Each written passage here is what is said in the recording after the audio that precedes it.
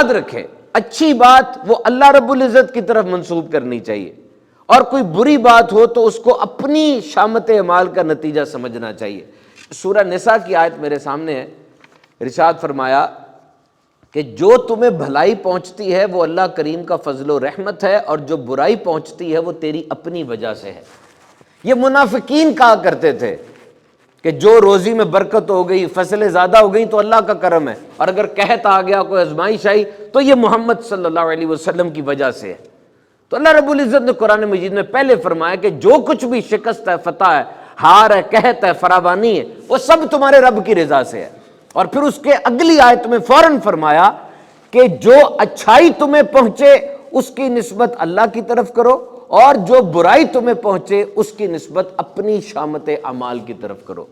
تو یہ ایک نقطہ ہمیں ساری زندگی یاد رکھنا چاہیے کہ برائی کی نسبت اپنی شامت اعمال کی طرف کرے۔ دعا مانگنے کے بعد حضرت موسیٰ علیہ السلام اندر داخل ہوئے شہر میں، ڈر ڈر کے انہوں نے صبح کی کہ یہ بات تو پھیل جائے گی، اور قبطی کے مارے جانے کا کیا نتیجہ نکلے گا، لوگ کیا کہیں گے۔ فرعون کو پتہ چلا کہ ہمارا بندہ مر گیا ہے، اس نے حکم دے دیا کہ جاؤ اور ڈھونڈو کس نے بندہ مارا ہے، اور سفارشی اور گواہ بھی لے کر آؤ۔ سب ڈھونڈنے لگے، پتہ نہیں چلتا تھا۔ حضرت موسیٰ علیہ السلام دوبارہ ایک جگہ پر گئے تو کیا دیکھا کہ بنی اسرائیل کا وہی مرد جس نے کل لڑائی کی تھی اور اس کی وجہ سے وہ بندہ مر گیا، وہ آج پھر لڑ رہا ہے۔ حضرت موسیٰ علیہ السلام نے اس سے فرمایا بے شک تو ضرور کھلا گمراہ ہے، قرآن مجید کی آیت ہے۔ اس کے بعد حضرت موسیٰ علیہ السلام نے اس کی طرف دیکھا تو آپ کی مراد یہ کہ تو روز ہی لوگوں سے لڑتا ہے، اور جب بھی مصیبت اور پریشانی آئے تجھے احتیاط کرنی چاہیے، تو ایسے موقعوں سے بچتا کیوں نہیں ہے؟ اب یہاں پہ دو چیزوں کا ذکر میں آپ سے کرتا چلوں، قرآن مجید کی جو بات ہو رہی۔ ایک تو حضرت موسیٰ علیہ السلام کا رویہ آپ دیکھیں کہ آپ نے اس بات کو اپنی طرف منسوب کیا، اور پھر اس قبطی کی بات کا بتایا کہ تو روز ہی لڑتا ہے۔ یا ہمیں کیا سبق مل رہا ہے؟ دیکھیے، one thing, the most important and powerful thing is ایٹیچیوڈ، رویہ۔ خوش مطمئن اور ٹینشن فری زندگی کے لیے دو کام انسان کے قابو میں ہیں۔ ایک یہ کہ اپنی انوائرمنٹ کو بدل لے۔ How you can change your environment? What is environment? Environment is ambience where you are living, like your friends, your colleagues, your location and your weather. بدلے اپنے ماحول کو۔ آج بڑی گرمی ہے، میں چاہ رہا ہوں کہ ایک دم سے ٹھنڈ ہو جائے۔ آج بہت ٹھنڈ ہے، میں چاہ رہا ہوں ایک دم سے گرمی ہو جائے۔ میرے سارے دوست، میرے سارے کالیگز، میرے آفس والے میرے ہم خیال ہو جائیں، میرے سپورٹر ہو جائیں۔ یہ نہیں ہو سکتا۔ اسی لیے بڑا مضبوط جملہ کسی نے لکھا کہ انوائرمنٹ آلویز ونز، عام طور پہ ماحول جیت جاتا ہے۔ تو جب آپ ماحول کو تبدیل نہیں کر سکتے تو دوسرا آپشن آپ کے پاس کیا ہے؟ چینج یور ایٹیچیوڈ۔ ہم سے کسی نے پوچھا ایٹیچیوڈ کے بارے میں ایک لفظ بتائیں کیا ہے؟ وہ لفظ پتہ کیا ہے؟ ایوری تھنگ، ہر چیز ہی ایٹیچیوڈ ہے۔ جو بھی آپ بات ہم سے سیکھ کے جاتے ہیں وہ آپ کے جسم میں، آپ کی عادات میں ایکٹیو ہی نہیں ہوگی جب تک آپ کا ایٹیچیوڈ پازیٹیو نہیں ہوتا۔ ایٹیچیوڈ is you, your behaviour, your words, your eye contact, your body language, your mindset, your feelings, it's you. ایٹیچیوڈ آپ ہوتے ہیں، اور یہ بڑا قیمتی اور بڑی اہم چیز ہے آپ کے پاس۔ 24 گھنٹے وہ طاقت جو آپ کے جسم کے اندر موجود رہتی ہے وہ آپ کا ایٹیچیوڈ ہی تو ہے۔ It is passport to a better tomorrow, یہ اچھے کل کا پاسپورٹ ہے۔ اور گندا رویہ، منفی رویہ، یہ پنچر ٹائر کی طرح ہوتا ہے۔ پنچر ٹائر ہونا، فلیٹ ٹائر، تو گاڑی کہیں نہیں جا رہی، اور اگر منفی رویہ ہو تو بندہ بھی کہیں نہیں جا رہا، وہیں رکا ہوا، کوئی ترقی نہیں ہے اس کی۔ گاڑی چلانی ہے، ٹائر بدل لو، اور بندے کو اوپر کی طرف یعنی ترقی کی طرف لے کے جانا ہے تو رویہ بدلو۔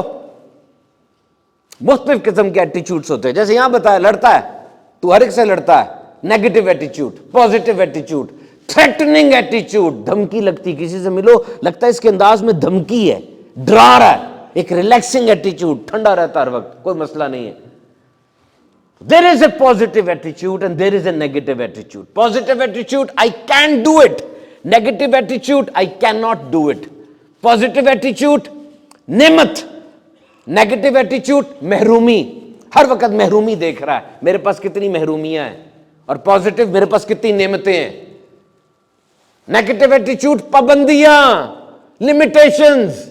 پازیٹو ایٹیچیوڈ اپرچونٹی، مواقع. تو ایٹیچیوڈ ونڈو ہے، جس کھڑکی سے آپ دنیا کو دیکھتے ہیں اس ونڈو کا نام ایٹیچیوڈ ہے.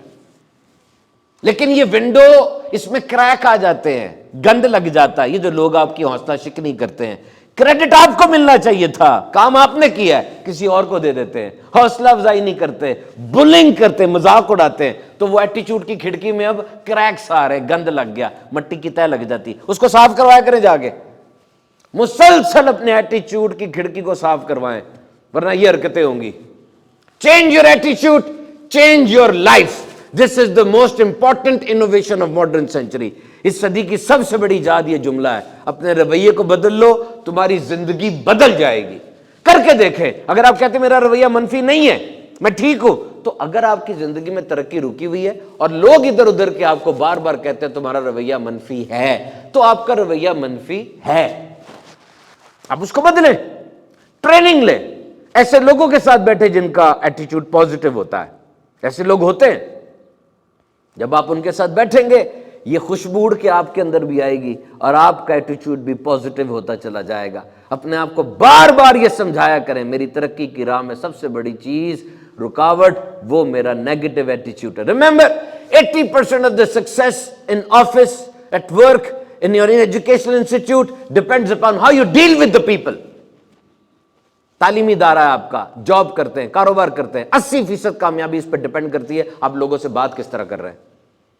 نہیں صحیح بات کرتے نہیں ترقی کریں گے. چینج کریں اس چیز کو. آگے چلتے ہیں. تو حضرت موسیٰ علیہ السلام نے اس کو بچانے کی پھر کوشش کی. جب وہ آگے بڑھے تو چونکہ آپ پہلے کہہ چکے تھے تو ضرور کھلا گمراہ ہے، روز لڑتا ہے لوگوں سے.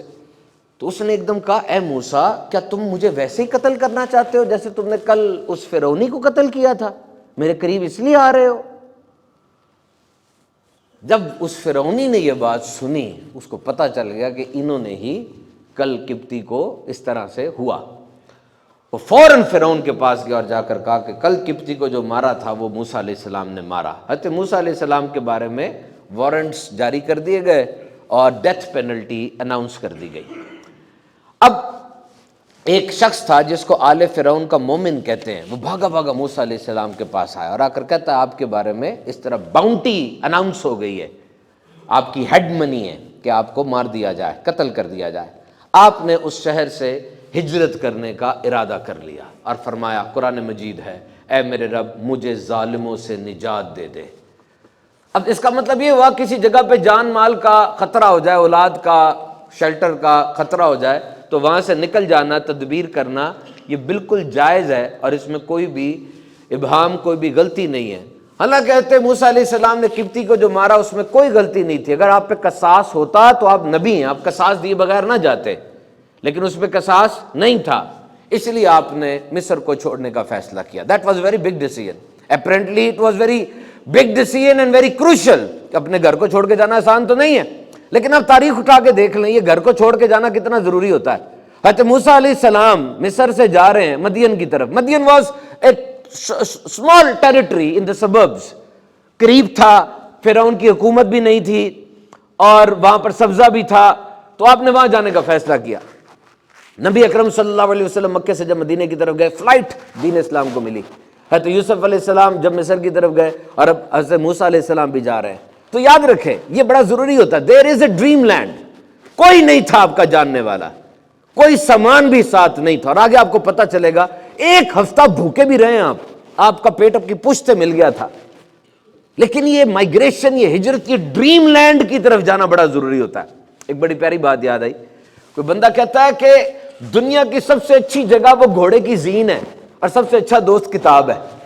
زین مین سیڈل، جس پہ بیٹھتے ہیں گھوڑے پہ. کیوں کہا اس نے یہ کہ گھوڑے کی زین پر بیٹھنا، اس پہ جہاد ہوتا ہے، اس پہ بیٹھ کے جہاد کرتے ہیں، مال کماتے ہیں، رزق کمایا جاتا ہے، دنیا کے عجائبات بندہ دیکھتا ہے اور علوم و فنون سیکھتا ہے گھوڑے پہ بیٹھ کے. لیکن یہاں مراد ہے سفر، کیونکہ علم کے لیے سفر شرط ہے. وہ طالب العلم جو سفر سے بھاگتا ہے وہ کبھی بھی کامیاب طالب العلم نہیں بن سکتا. اور دوسرا کہا کتاب سب سے بہترین دوست ہے. دس از اے ویری گڈ سیئنگ. کتاب اس کی زبان نہیں ہوتی لیکن یہ زبان والے دوستوں سے زیادہ اچھی ہوتی ہے. زبان والے دوستوں کو چھوڑ دو، وہ غیبت کرتے ہیں، کتاب غیبت نہیں کرتی. امام ابو داؤد سے کسی نے پوچھا آپ جا رہے ہیں، آپ کے بعد ہم کس کی صحبت میں بیٹھے؟ کہا کتابوں کی صحبت میں بیٹھو. کسی نے کہا میں نے دنیا کا مزہ ہی اس وقت چکھا جب میں نے کتاب کی صحبت اختیار کی.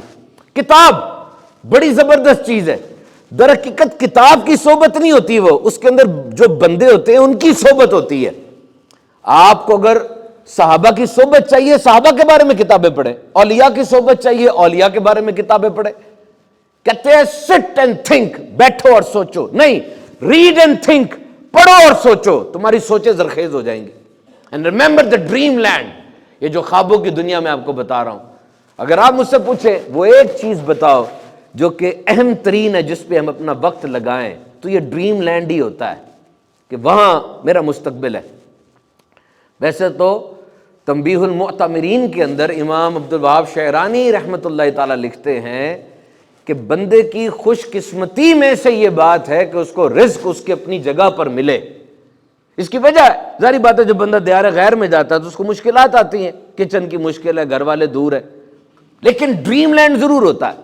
آج بندہ ڈریم کرتا ہے کہ میں خواب دیکھ رہا ہوں فلاں جگہ پہ جاتا ہوں. Dream is actually a picture of your future self. آپ اپنا مستقبل کیسے دیکھنا چاہتے ہیں، یہ ڈریم وہ چیز ہوتی ہے. Dream is the driver of your life car. خواب آپ کی زندگی کی گاڑی کا ڈرائیور ہے. ڈریم بگ، ہمیشہ بڑی سوچ رکھیں، ہمیشہ بڑا خواب دیکھیں. Dream for the moon and you will land on the stars. اتنا بڑا خواب دیکھیں کہ آپ کی ہار دوسروں کی جیت سے بڑی ہو. اگر آپ چاند کا خواب دیکھ رہے ہیں، چاند تک جاتے جاتے آپ ہار گئے، ستاروں تک تو پہنچ ہی جائیں گے نا، دوسرے تو بھی زمین پر ہی ہیں. Dream big and allow your dream to pull you towards your mission. اور جب آپ اجازت دے دیتے اپنے خوابوں کو مقصد کی طرف لے جانے کی، تب اس خواب میں سے ایک طاقت نکلتی ہے جو راہ میں آنے والی ساری پابندیوں کو، ہنڈرنسز کو، آبسٹیکلز کو، امپیڈمنٹس کو ختم کر دیتی ہے. Dream big. پیارے آقا صلی اللہ علیہ وسلم آج مدینے میں آئے ہیں، آ کر دروازہ کھٹکھٹایا. بی بی خاتون جنت فاطمہ الزہرا دروازہ کھولتی ہیں. حضور کی داڑھی مبارک پر گرد ہے اور آپ کے پورے جسم اقدس پہ ایک تھکاوٹ کے آثار ہیں. آپ رو پڑتی ہیں. میرے آقا فرماتے ہیں فاطمہ کیوں رو رہی ہے؟ جو مشن مجھے میرے رب نے دے کر بھیجا ہے، جہاں جہاں سورج غروب ہوتا ہے وہاں تک میں مشن پہنچا کے دکھاؤں گا. Dream big. موتا میں مسلمان جا رہے ہیں، 1000 کلومیٹر دور ہے، 3000 مسلمان ہیں. رومی کتنے تھے؟ 2 لاکھ. صرف ایک بات تھی کہ تم نے ایمبیسیڈر کو کیوں شہید کیا ہے؟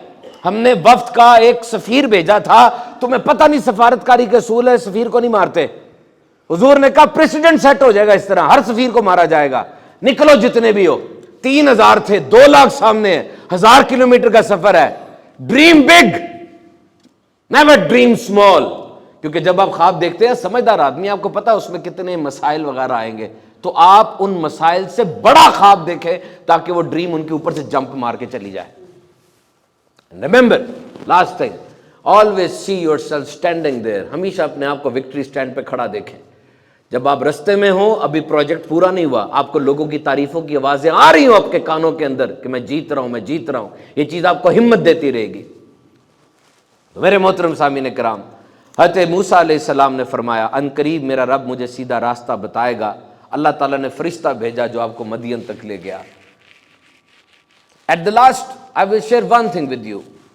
یہ امتوں نے بڑا، امتوں کو عذاب بھی دیا گیا، ان کو ریوارڈز بھی دیے گئے. انہوں نے بہت زیادہ فرعونیت دکھائی اور بہت زیادہ تکالیف بھی دی. اپنی زندگی میں یہ بات یاد رکھیے گا کہ لوگ بدل جاتے ہیں. ہم نے حضرت یونس علیہ السلام کا جو واقعہ پڑھا، حضرت یونس علیہ السلام چلے گئے تھے لیکن لوگ بدل گئے. ہماری زندگی میں بھی لوگ بدل جاتے ہیں. ایسا واقعہ ہو جاتا ہے، وہ بدل جاتے ہیں. جب دوبارہ پلٹ کے آپ کے پاس آئیں، امید کریں وہ بدل گئے. 5 چیزوں کے بارے میں یاد رکھے. یہ چیزیں بہت بھاری ہیں. نمبر 1 خالی پیٹ. نمبر 2 خالی جیب. نمبر 3 کسی اپنے پیارے کی طرف سے جب دھوکہ ملتا ہے دل ٹوٹ جاتا ہے. نمبر 4 ٹوٹا ہوا بھروسہ، اور نمبر 5 ہار، فیلئر۔ یہ 5 چیزیں دنیا کی سب سے بڑی استاد ہے اگر آپ شاگرد بننے کے لیے تیار ہو جائیں۔ روح تک کو جھنجھوڑ دیتی ہیں یہ۔ اور ہار، اس کو برا نہ سمجھیں، یہ دنیا کے جتنے نمایاں لوگ ہیں جو آج اپنے میدان میں بڑے یکتا سمجھے جاتے ہیں، ان کی زندگی کو پڑھیں۔ جس میدان میں یہ سپر سٹار ہے نا، اسی میدان میں ان کو دھتکارا گیا تھا، ان کو ذلیل کر کے نکالا گیا تھا، یا یہ برے طریقے سے ہار گئے تھے۔ پھر کیا ہوا؟ انہوں نے اس ہار سے سیکھا، کیونکہ جب آپ ہار سے سیکھ لیتے ہیں وہ ہار نہیں رہتی، وہ سبق بن جاتا ہے، اور پلٹے بہت بڑے بن کر۔ تو بظاہر ایسا لگتا ہے کہ اسی ہار نے ان کے لیے بند دروازے کھولے، اسی ہار نے ان کے لیے نئے رستے بنائے، اور اسی ہار نے ان کو اتنا طاقتور بنایا۔ سنت پڑھنے کے لیے کھڑے ہو جائے، اور ایک چیز کا اعلان اور سماعت فرمائے۔ 5 فروری بروز اتوار کو آپ اپنی زندگی میں صحابہ کرام کا تذکرہ کریں تو اس انداز سے ذکر کریں کہ سننے والے میں ان کی محبت بڑھے۔ اور اگر آپ کسی سے ذکر سن رہے ہیں اور اس کے ذکر کرنے کا انداز ایسا ہے کہ صحابہ کرام کی محبت نہیں بڑھ رہی، بلکہ ذومانی الفاظ میں ادھر ادھر سے، دائیں بائیں، اوپر نیچے سے کوئی ایسی بات کی جا رہی ہے جس سے صحابہ کرام کے بارے میں تنقید آ رہی ہے، تو ایسے کلام کو نہ سنیں، احتیاط کرنی چاہیے بہت زیادہ۔ حضرت لقمان رحمۃ اللہ تعالیٰ علیہ کا رنگ کالا تھا اور ہونٹ موٹے تھے۔ جب وہ کلام فرماتے تو لوگ اکٹھے ہو جاتے اور سحر طاری ہو جاتا۔ ایک دفعہ ان کی محفل میں کوئی آیا، کہنے لگا تم وہی ہو نا جس کے ساتھ میں بکریاں چرایا کرتا تھا؟ کہا میں وہی ہوں۔ کہ تمہیں اتنا بلند مقام کیسے ملا؟ تو آپ نے فرمایا بات کی سچائی اور بیکار باتوں سے خاموشی کی وجہ سے۔ بات کی سچائی اور بیکار باتوں سے خاموشی کی وجہ سے۔ Do consider these 2 things. Words are very important. Words have their own sanctity. And if you will do something bad with words, words will do worst with you. لفظوں کا ایک اعتماد ہوتا ہے، اور اگر آپ اس اعتماد کو توڑیں گے، لفظ آپ کو توڑ دیں گے۔ گفتگو کے اندر سب سے بہترین انداز یہ ہے کہ انسان سچ بولے۔ چھوٹی چھوٹی باتوں سے جھوٹ شروع ہوتا ہے۔ آپ ہیں کہیں پر لیکن بتا رہے ہیں کسی اور کو میں یہاں نہیں ہوں، میں آگے ہوں تھوڑا سا، وہ شروع ہو جائے گا کام۔ تھوڑی سی بھی لیکیج ہو پھر وہ بڑا سوراخ بن جاتا ہے۔ کتنی پیاری بات ارشاد فرمائی حکیم لقمان، آپ سبھی جانتے ہیں کتنا مشہور نام ہے، کہ باتوں کی سچائی اور فضول باتوں سے رکے رہنے سے۔ ہم حضرت موسیٰ علیہ السلام کا تذکرہ کر رہے تھے۔ حضرت موسیٰ علیہ السلام فرعون کے پاس آ چکے۔ فرعون نے ان کی والدہ کو ایز اے دائی امپلائی بھی رکھ لیا، روزے کشرفی بھی دیتا تھا، گھر بھی قریب لے آیا۔ اور اس حوالے سے ہم نے اللہ کی خفیہ تدبیر کا مکمل بیان پچھلی دفعہ سنا۔ اللہ تعالیٰ ہم سب کا خاتمہ ایمان پر فرمائے۔ ایک دن فرعون جب حضرت موسیٰ علیہ السلام کے لیے بیٹھا تھا، حضرت موسیٰ علیہ السلام نے رکھ کے اس کے منہ پہ تھپڑ مار دیا۔ اس نے ارادہ کیا حضرت موسیٰ علیہ السلام کو مار دینے کا، تو بی بی آسیہ رضی اللہ تعالیٰ عنہ نے یوں کہا کہ دیکھ یہ تو بچہ ہے، اسے تمیز نہیں ہے، اسے پتہ نہیں ہے، اس کو اتنی بڑی سزا نہ دے۔ یہ دیکھ میں تجھے تجربہ کر کے دکھاتی ہوں۔ اور انہوں نے ایک تشت پر یاقوت لال رنگ کے اور ایک میں آگ رکھ دی، کوئلے رکھ دیے۔ حضرت موسیٰ علیہ السلام نے یاقوت کی طرف ہاتھ بڑھایا تو فرشتے نے ان کا ہاتھ انگارے کی طرف کر دیا۔ آپ نے انگارہ زبان پہ رکھ لیا، آپ کی زبان میں لکنت پیدا ہو گئی۔ تو یہاں پر ایک اور چیز ہمارے ذہن میں آتی ہے، دا رول آف پیرنٹنگ، کہ بچے جو ہوتے ہیں انہیں پتہ نہیں ہوتا۔ تو کسی نے کتنی پیاری بات کی کہ پہلے 20 سالوں میں ماں باپ بچوں کو ان کی جان بچا رہے ہوتے ہیں، ان کو مرنے سے بچا رہے ہوتے ہیں پہلے 20 سال۔ کبھی پٹرول پی لیتا ہے، کبھی سکہ کھا لیتا ہے، کبھی دانہ پھنسا لیتا ہے، کبھی سیڑھی سے گرنے لگتا ہے، وہ جان ہی بچا رہے ہوتے ہیں۔ بچہ ایکسپلوریٹری فیز میں ہوتا ہے نا، ایکسپلور کر رہا ہوتا ہے، ہر چیز کو دیکھ رہا ہوتا ہے، اس کو پتہ چل رہا ہوتا ہے کیا چیز مزہ دیتی ہے، کیا چیز میٹھی ہے، کیا چیز کڑوی ہے، ایکسپیریمنٹ کر رہا ہوتا ہے۔ تو وہ بچہ چولہے پہ ہاتھ رکھتا ہے، اس کو مار پڑتی ہے۔ بچہ ٹافی بھی چرانے لگتا ہے، اس کو تب بھی مار پڑتی ہے۔ اب دونوں دفعہ اس کو اندازہ ہوتا ہے کہ مار تو چولہے پر ہاتھ رکھ کے بھی پڑنی ہے، ٹافی چرانے پر بھی پڑنی ہے، چولہے پہ ہاتھ رکھے جو مار پڑے گی نا اس کا نقصان ہی نقصان ہے، مار بھی پڑے گی ہاتھ بھی جلے گا۔ ٹافی والی مار کا ایک فائدہ ہے اور ایک نقصان ہے، مار کا نقصان ہے، ٹافی کا تو فائدہ ہو جائے گا۔ تو یہ دیکھنا چاہیے پیرنٹنگ کے پرنسپلز میں۔ استاد، جب ہم استاد کی بات کرتے ہیں نا سب سے پہلے ماں باپ کی بات کر رہے ہوتے ہیں۔ ماں باپ سے بڑھ کر کون استاد ہوگا اپنے بچوں کا؟ جس طرح ڈاکٹر کو پتہ ہوتا ہے نا کہ اس وقت زمانے میں معاشرے میں کون کون سی بیماریاں موجود ہیں، تو وہ سب سے پہلے اسی پر اس کا ڈاؤٹ جاتا ہے۔ جیسے کرونا کے دن تھے، جو بندہ بھی جا رہا تھا کہتے تمہیں جو کچھ ہے پہلے کرونا کا ٹیسٹ کراؤ۔ اسی طرح ڈینگی پھیلا ہوا ہے، بخار آپ کو کسی بھی وجہ سے ہوا ہے، پہلے ڈینگی کا ٹیسٹ ہوگا، کیونکہ اس وقت یہ پینڈیمک ہے، ایپیڈیمک ہے کسی خاص ایریا میں۔ تو استاد کو اور ماں باپ کو بھی پتہ ہونا چاہیے کہ اس وقت معاشرے میں کون کون سی برائیاں اہم ہیں اور ان کا تدارک کس طرح ہو سکتا ہے، تاکہ وہ اپنے بچوں کو اس سے بچا سکیں اور اپنے بچوں کو اس سے پیچھے رکھیں۔ جب ابتلا ہوگا، سارا معاشرہ ہی کسی برائی میں ہے تو اڑ کے لگ ہی جائے گی بچے کو بھی، وہ بھی اسی معاشرے میں رہتا ہے۔ تو بہرحال یہ پیرنٹنگ کے کچھ اصول میں نے آپ کو بتائے۔ جب آپ علیہ السلام کی عمر مبارک 30 سال ہوئی، when he was 30 years old، اللہ تعالیٰ نے آپ کو علم اور حکمت سے نوازا۔ اب یہاں پہ حضرت موسیٰ کو علم لدنی ملا، that knowledge which is directly from Allah Almighty۔ علم مختلف ہوتے ہیں اور کچھ علم ایسے ہیں جو کہ استاد سے ہی ملتے ہیں اور استاد سے ہی علم لیا جاتا ہے۔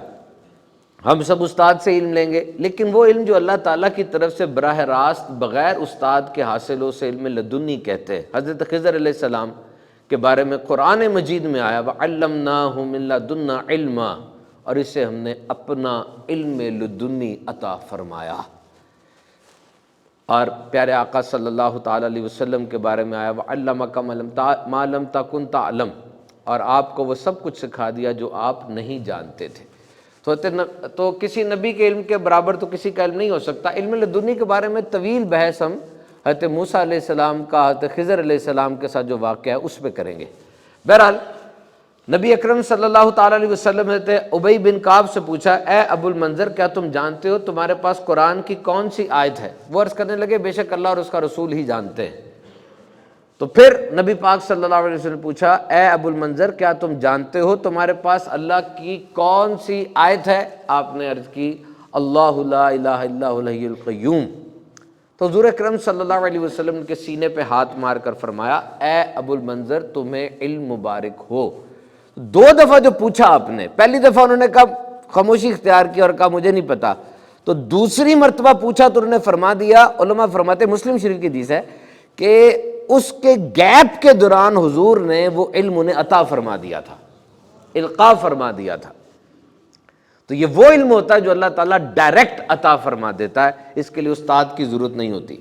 تو یہ جو قرآن مجید میں آیا ہم نے اسے حکمت اور علم عطا فرمایا، تو یہاں مراد نبوت نہیں ہے، وہ تو مدین سے مصر آتے ہوئے حضرت موسیٰ علیہ السلام کو عطا ہوئی تھی۔ آپ شروع ہی سے صالح، نیک، متقی اور پرہیزگار تھے۔ جوانی میں ہی حضرت موسیٰ علیہ السلام نے فرعون اور فرعونیوں کا رد شروع کر دیا تھا۔ آپ برملا فرعون کو اور فرعونیوں کی حرکات کو برا بھلا کہتے اور فرمایا کہ جب بھی آپ کسی بستی میں داخل ہوتے آپ اس وقت داخل ہوتے جب لوگ غفلت میں ہوتے۔ فرعون اور اس کے درباریوں نے آپ کی تلاش شروع کر دی اور آپ وہاں سے آنے جانے لگے۔ ایک شہر میں آپ داخل ہوئے تو وہاں 2 مرد آپس میں لڑ رہے تھے، ایک مرد بنی اسرائیل کا تھا اور ایک قبط قبیلے کا تھا، یہ وہ قبیلہ جو فرعون کا قبیلہ جس کو وہ نوازتا تھا۔ لڑائی کے دوران بنی اسرائیل والے نے حضرت موسیٰ علیہ السلام کو مدد کے لیے پکارا۔ آپ نے پہلے اس قبطی سے کہا تو اس پر ظلم نہ کر، وہ یہ کہہ رہا تھا کہ لکڑیاں اٹھا کے فرعون کے ایک باورچی خانے میں لے کے جا، وہ نہیں مانا۔ تو حضرت موسیٰ علیہ السلام نے اس کو ایک دھکا دیا، اس کو ظلم سے روکنے کے لیے گھونسا رسید کیا، گھونسا کھا کے وہ فوراً مر گیا۔ حضرت موسیٰ علیہ السلام نے فرمایا یہ شیطان کی طرف سے ہوا، بے شک وہ کھلا گمراہ کرنے والا دشمن ہے۔ اب یہاں پر آپ نے اس بات کو شیطان کی طرف منسوب کیا اور اللہ سے معافی مانگی۔ قرآن مجید میں آیا اے میرے رب میں نے اپنی جان پر زیادتی کی، تو مجھے بخش دے، تو اللہ نے اسے بخش دیا، بے شک وہی مہربان ہے۔ حضرت موسیٰ علیہ السلام نے جان بوجھ کر یہ کام نہیں کیا، آپ نے انکساری اور عاجزی کے طور پہ اس بات کو اپنے طور پہ اپنی طرف منسوب کیا، کیونکہ کسی کی مدد کرتے ہوئے مظلوم کی مدد میں یوں ایکشن کرنا کسی بھی دین میں گناہ نہیں ہے۔